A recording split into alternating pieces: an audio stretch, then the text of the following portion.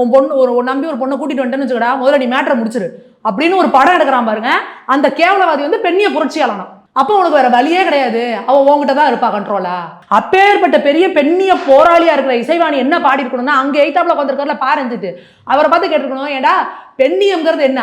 உன்னை நம்பி வர ஒரு பொண்ணை நீ கடைசி வரைக்கும் வச்சு காப்பாற்றணும்னு சொல்ற இந்துத்துவவாதி இருக்கான்ல, அவன்லாம் பிற்போக்குவாதியம், பெண்ணியத்துக்கு எதிரானவனா. ஆனா உன் பொண்ணு ஒரு நம்பி ஒரு பொண்ணை கூட்டிட்டு வந்துட்டேன்னு வச்சுக்கடா, முதல்ல நீ மேட்டரை முடிச்சிரு அப்படின்னு ஒரு படம் எடுக்கிறான் பாருங்க. அந்த கேவலவாதி வந்து பெண்ணிய புரட்சியாளனா. அப்போ உனக்கு வேற வழியே கிடையாது, அவ உங்ககிட்ட தான் இருப்பா கண்ட்ரோலா. இந்த மாதிரி கேவலம் பாப்பா யார் மூஞ்சில காரி துப்பணும் இசைவாணி? இந்துத்துவவாதி மேலையா? ஐயப்ப பக்தர்கள் மேலையா? ஐயப்ப பக்தர்கள் மாலை போட்டா வீட்டில் இருக்க பொண்டாடி கூட சாமின்னு தான் கூப்பிடுவாங்க.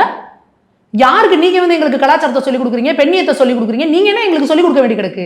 நீங்க இங்க இந்து மதத்துல இருக்கிற பெண்ணிய சுதந்திரத்தையோ இந்து மதத்துல பெண்களுக்கான உரிமையோ இங்க யாருமே சொல்லிக் கொடுக்கணும் அவசியமே கிடையாது. ஆல்ரெடி அங்க அபண்டன்டா சர்ப்ளஸா இருக்கு.